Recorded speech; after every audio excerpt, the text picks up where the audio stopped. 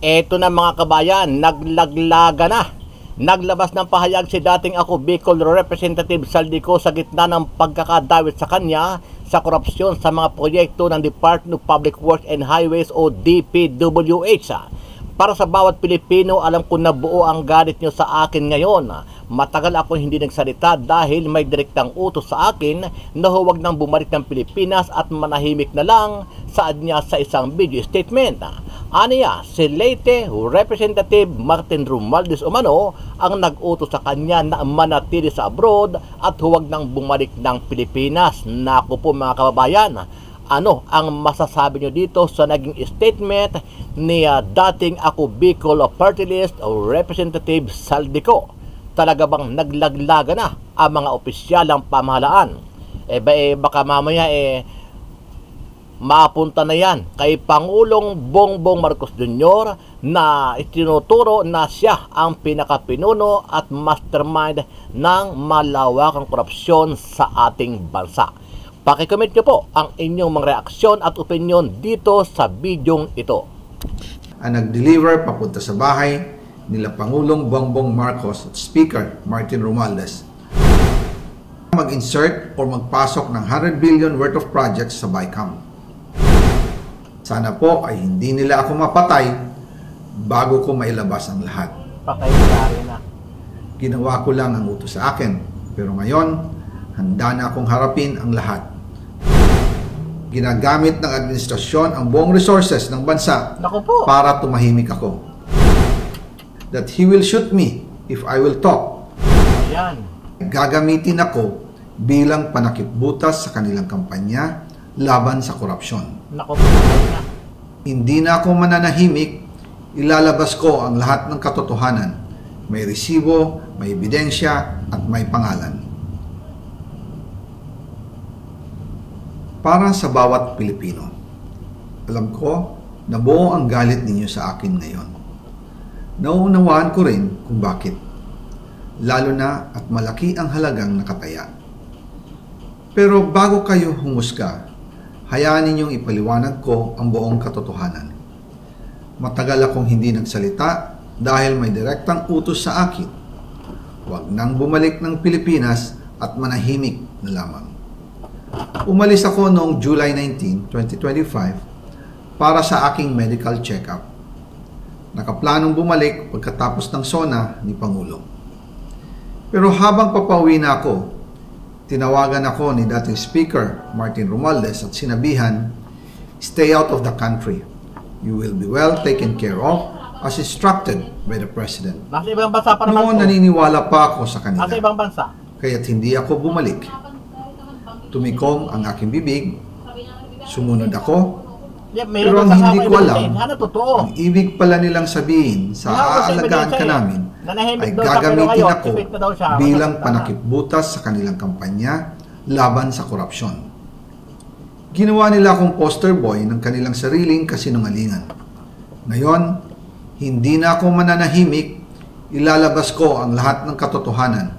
May resibo, may ebidensya, at may pangalan. Nagsimula ito nung tumawag si Sekmina Pangandaman sa akin nung nag-umpisa ang BICAM process last year, 2024. Ang sabi niya, katatapos lang ng meeting nila ni Pangulo at may instructions na mag-insert o magpasok ng 100 billion worth of projects sa BICAM. At sinabi pa ni Sekmina, you can confirm with Yusek Adrian Bersamin dahil magkasama sila sa meeting ni Pangulong BBM noong araw na yon. Tinawagan ko po agad si Yusek Adrian Bersamin at tinanong ko kung may instruction nga ba ang Pangulo na magpasok ng 100 billion during their meeting. Ang sabi niya ay totoo nga po. Right after our conversation, tinawagan ko po si dating Speaker Martin Romualdez at nireport ko ang instructions ng Presidente to insert the 100 billion projects. At sinabi niya sa akin, what the President wants, he gets. After ng ilang araw, nag-set po ng meeting si Sekmina Pangandaman at Yusek Adrian Bersamin sa amin ni dating Speaker Martin Romualdez sa Aguado Building in front of Gate 4 ng Malacanang at nandun din po si Yusek Jojo Cadiz. During the meeting, binigay po ni Yusek Adrian Bersamin ang listahan na worth 100 billion. Tinanong ko po si Yusek Adrian kung saan galing ang listahan.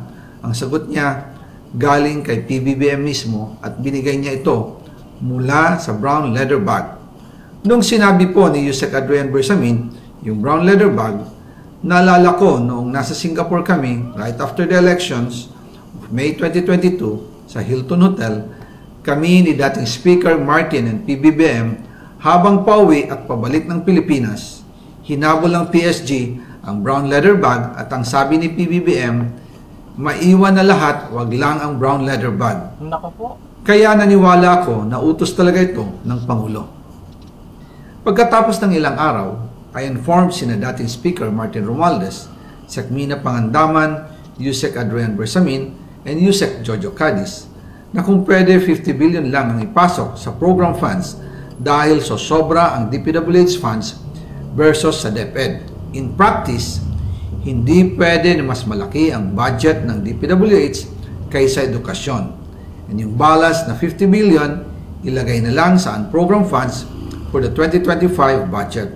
Dahil Office of the President din ang nagre-release ng lahat ng unprogram funds. Pagkatapos ng isang araw, tinawagan ako ni Sekmina at sinabi ang mensahe ng Pangulo. Ipasok ninyo yan dahil pinangako na sa akin ni Speaker Martin yan at hindi na pwedeng baguhin. Nako. Kumbaga, ang utos ng hari hindi pwedeng mabali. Patay na. Again, I informed the Speaker and asked clearance about the instructions ng Pangulo. At ang sabi niya, wala tayong magagawa. Kaya po nagtataka ako kung bakit sinasabi ni Pangulo na hindi niya makilala ang budget. Samantalang lahat na binawas at dinagdag sa mga ahensya ng gobyerno ay humihingi ng approval sa kanya si Sekmina Pangandaman. Ayun. Yun po ang talagang sinasabi. Deliver papunta sa bahay. Yun ang talagang sinasabi nitong si dating ako Bicol Party List Representative Saldico. So talaga pong mukhang nagkakalaglaga na, no? Nilalaglag na nitong si Saldico, itong si Martin Romualdez at itong si PBBM. Dahil, siyempre, ipit na siya eh. Ipit na siya dahil siya nga ang itinuturo na kinasuhan o kakasuhan sa ICI. Diba? Nagkaroon ng pagni-meeting at si yung ICI mismo nga nagsabi na kakasuhan natin itong si Martin Romualdez dahil siya ang mastermind. Pero taliwas naman ito sa sinabi nitong si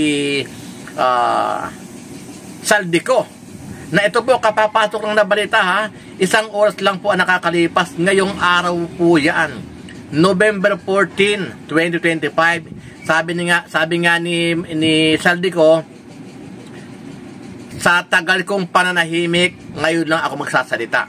So, ibig sabihin, talagang ipit na siya. Mga kabayan, aabangan natin kung ano ang magiging susunod na magiging sitwasyon dito po sa balitang ito kung saan po ay talagang nagsalita na itong si dating ako Bicol representative itong si Saldico. Okay?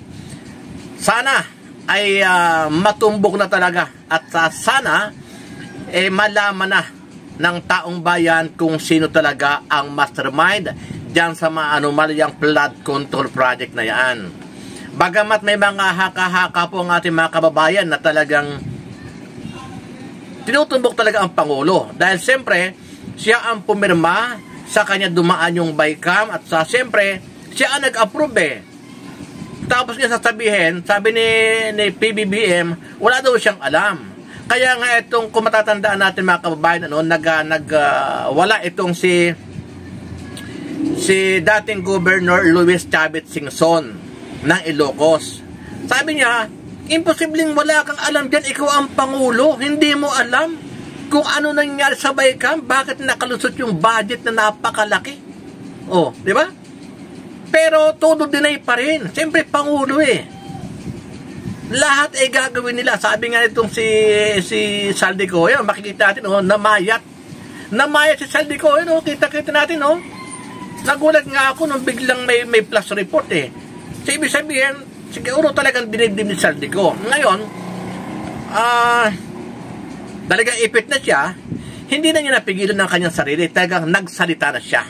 Okay? So yan po, ang ating abangan na malaking breaking news at malaking development po mga kababayan, dito po, sa inaabangan ng lahat, hindi lang ng mga Pilipino ha, kundi buong mundo. Inaabangan ang napakalaking isyu na anomalya dito po sa malawakang flood control project dito sa ating bansang Pilipinas. Okay?